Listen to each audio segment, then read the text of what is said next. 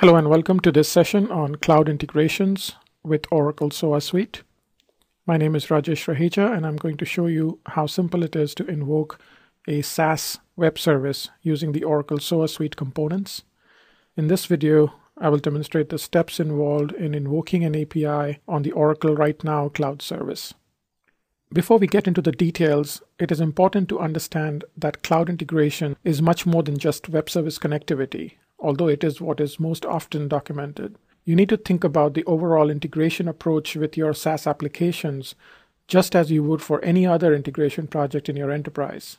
Specifically for cloud integrations, consider how you may be able to minimize change impact using service virtualization, gain visibility into design time, runtime, and technical operations, effectively manage security in a cloud environment, and finally ensure a consistent quality of service for your integrations.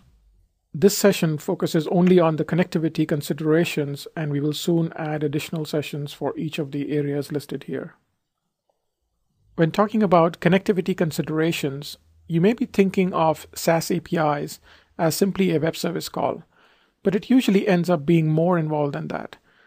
There are various differences in SaaS application API styles, protocols that are used, and the restrictions that are imposed to successfully invoke the API.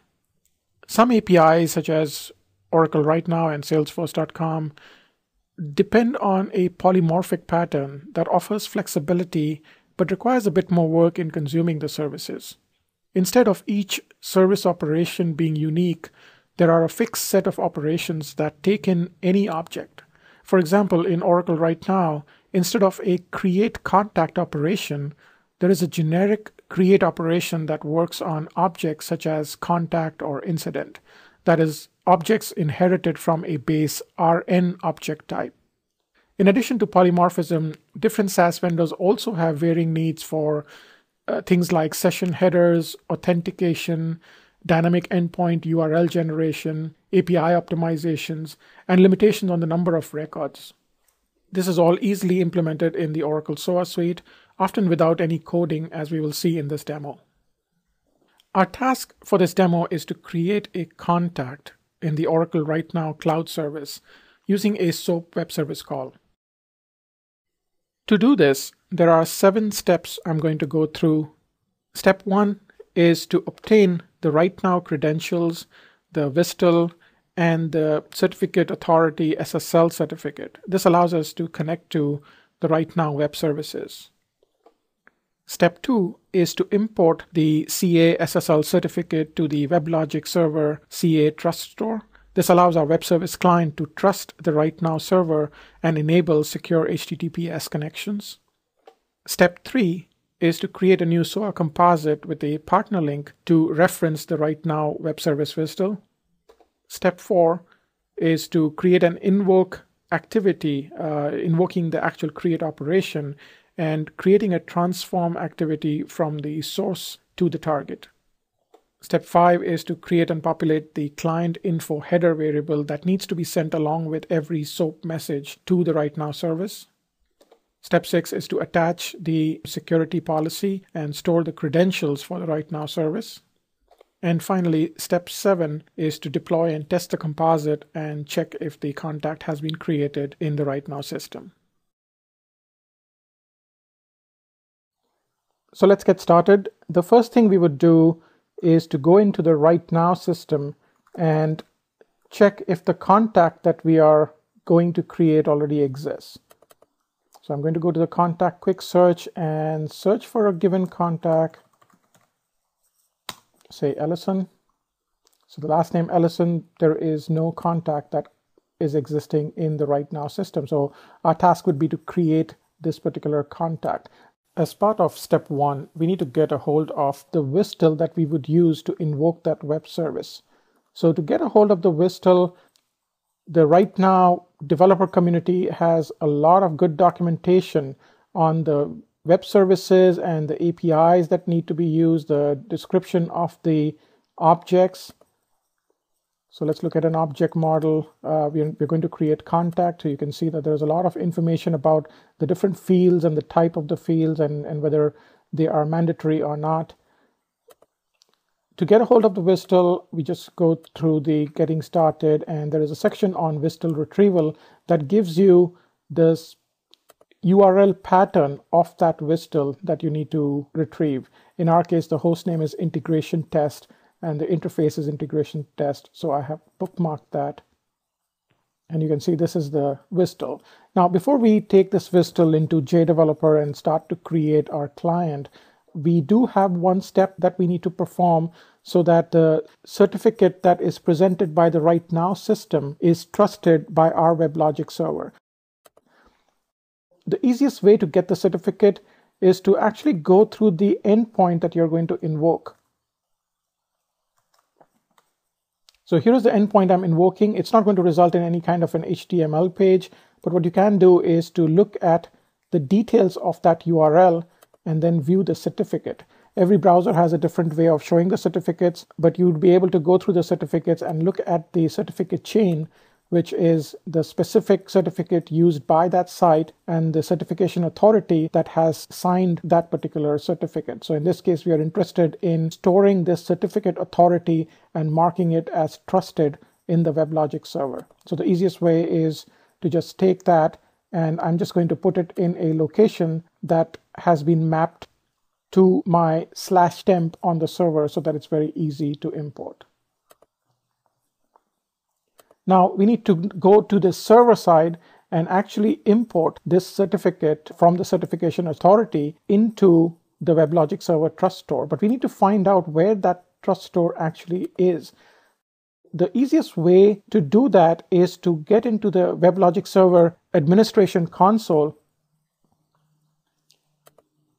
and go into the actual server properties for your SOA system. So in my case, it's the admin server, and you would see the settings for the admin server configuration and key stores. And you would see, in this case, we are using the demo system. We are having the demo identity and demo trust key store. So I'm going to take the demo trust key store and look at that location. And now I can see that this is my WebLogic server home /server lib demo trust jks. So let's go to the server side. This is my WebLogic server box.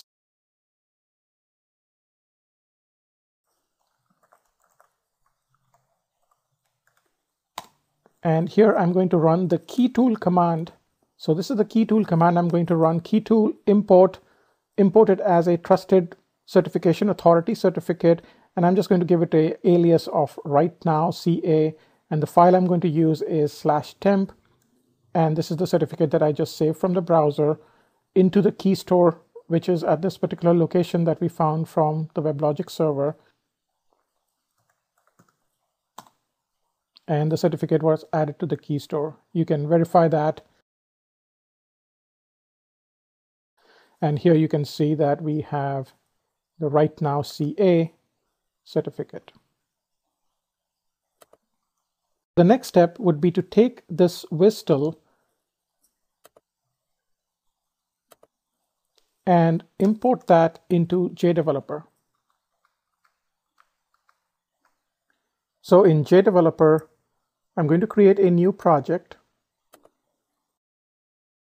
So our project, let me just go ahead and name this project as a contact sync project. And I'm going to specify a beeple process. You could use either beeple 1.1 or 2.0. Create contact. And you can see that I'm going to expose that as a SOAP service. And so the name of the service would be create contact client. Just going to make it into a synchronous beeple process.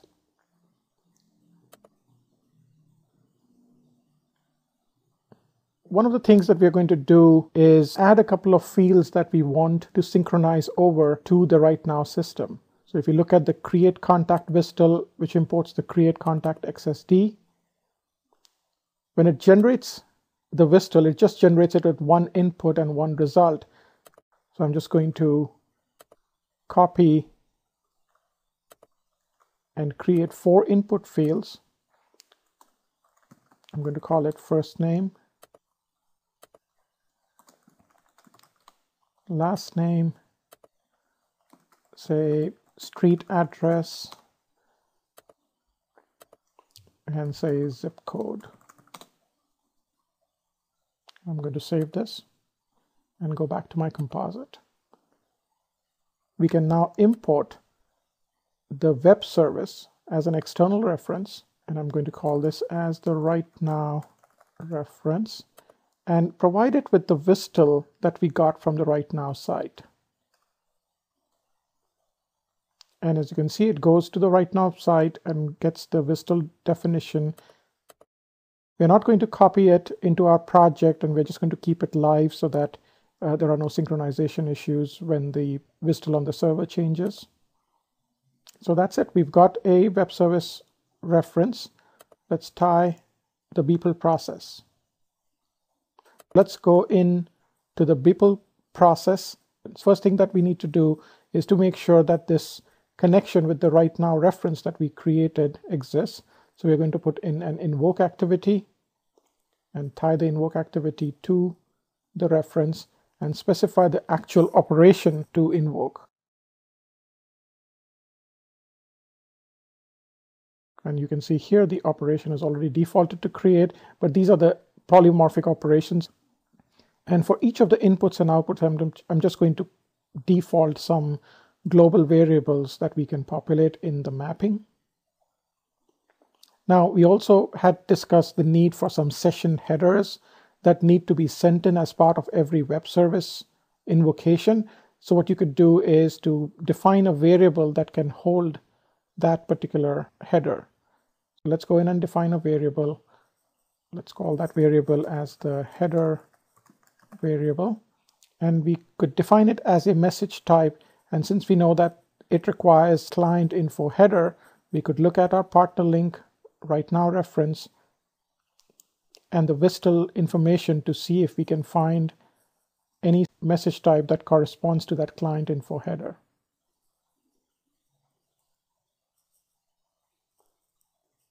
And as you can see, there is a client info header variable which we could use. So let's go ahead and click OK to that. So now with every SOAP invocation, this header variable will be sent along in the web service call. Let's go ahead and provide the mapping using the transform activity that will transform the 4 fields of the input to the RightNow variable. So I'm going to give the name transform source to RightNow. And in the transformation, I'm going to select the source as the input variable payload. And the target is going to be the invoke RightNow create input variable.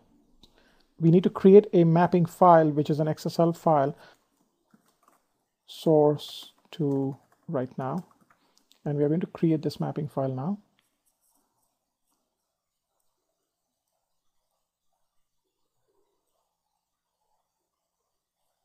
Here you can see we have our input, which is the 4 fields that we created. And on the right-hand side, we have the API that we need to invoke. But as you can see, the RightNow has this polymorphic behavior of the create operation that can take in any object of type RN object. So it doesn't actually show me anything useful here. To get to the real object that I want to create, we can right-click and select the substitution element or type. And it now shows you all the objects that are derived from this RN object. And in this case, we want to select contact. And so once we create that, you can see the XSI type has been set on that node to the contact. And now we see the real useful information regarding all the contact details that I would want to pass information to. So let's set all the variables. So we can map the first name to name first, last name to name last. Let's look for address. So we can map the street address to street and zip code to postal code and save. And that's it. We are done with the transformation portion. We do need one additional variable that we need to populate, which was the header information or the header variable. So that requires an assign activity because we just want to assign the name of the integration that is sending this web service call. I'm going to put an assign activity.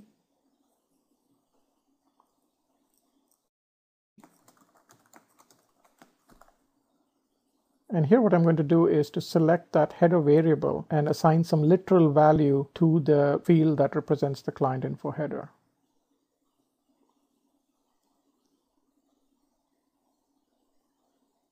And this is the field, the app ID, that we need to set. I'm going to set it to an expression.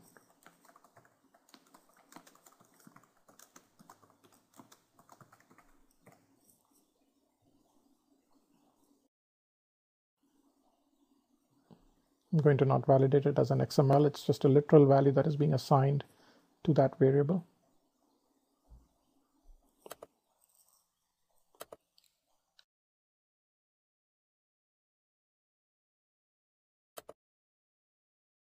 RightNow requires a WSS username token to be sent over SSL. So what we're going to do is to select a client policy.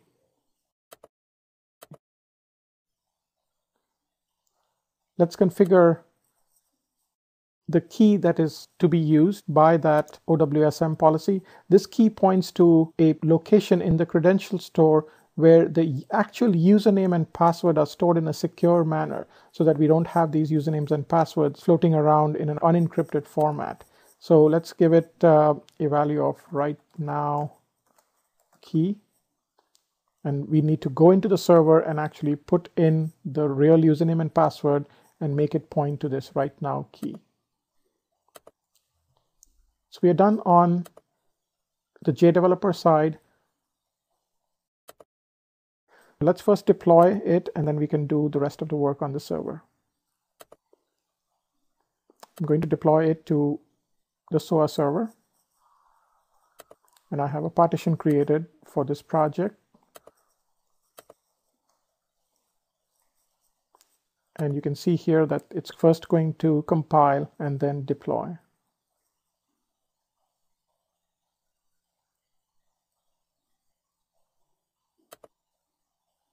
So the build was successful, and you can see from the deployment that the deployment has also been sent to the server. Let's go to the server and complete the remaining operations.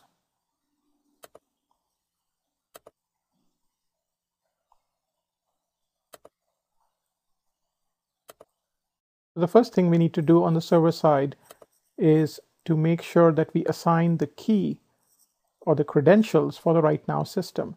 This can be found in the WebLogic server domain under security and credentials. So we're looking for a map called oracle.wsm.security. If it doesn't exist, you could always create that. And we're going to create a key, and we would name it the same name, which is RightNow key. And it's a password, and here is where we give the username and password, which are the credentials that you would receive from your RightNow administrator.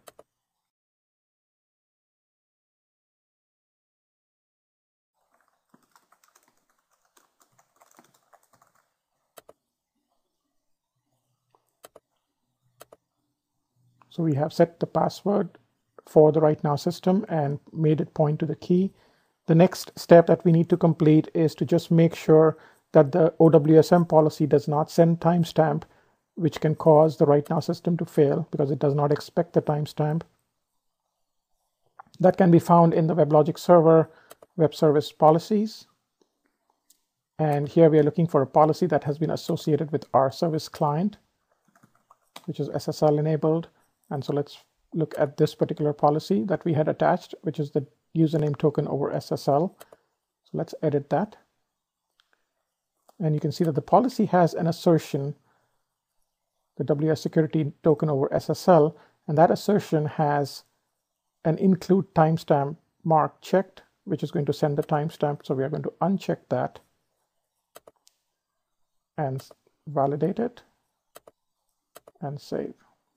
Now, in a real production environment, you probably would not touch these policies which are shipped out of the box. You could just quickly make a copy of that particular policy and then make the changes to the copy. So now we have made all the changes that are required on the server.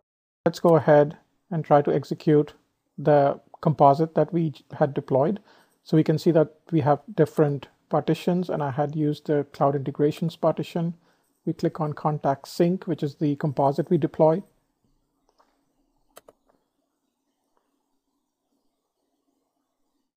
Here we are on the test web service page, and I'm going to enter the 4 parameters. Let's say I put Redwood Shores and the zip code, and let's test the service. Here you see that we have a result. We can launch the flow trace and see the actual flow of the message, which went from our endpoint to the Beeple component to the RightNow web service. So let's go to the actual instance and see if our contact has been created. And here we had Ellison. We did not find any records earlier. And now we see a record has been created.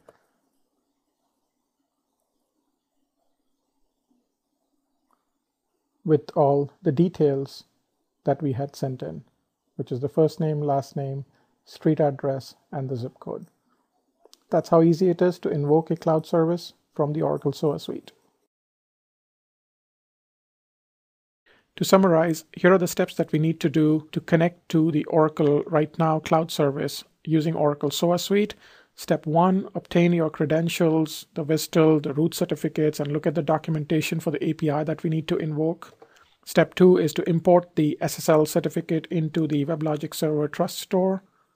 Step 3 is to consume the WSDL as an external reference or a partner link in the SOA composite that is created. Step 4 is to invoke the service using the create operation, as well as take care of the polymorphic behavior in the XSL mapper. Step 5 is to set the web service session header that is required for the RightNow services. Step 6 is to attach and configure the security policy and credentials in the WebLogic server. Finally, step 7 is to deploy and test the integration composite. We saw how easy it is to use an enterprise-grade strategic integration platform to quickly connect with SaaS applications such as the Oracle RightNow Cloud Service. Remember, though, that cloud integrations are more than just connectivity, and you need to treat them as any other integration project for maximizing success. That's it. I hope this session has been useful, and I look forward to your feedback on our social media channels. Thank you for your time.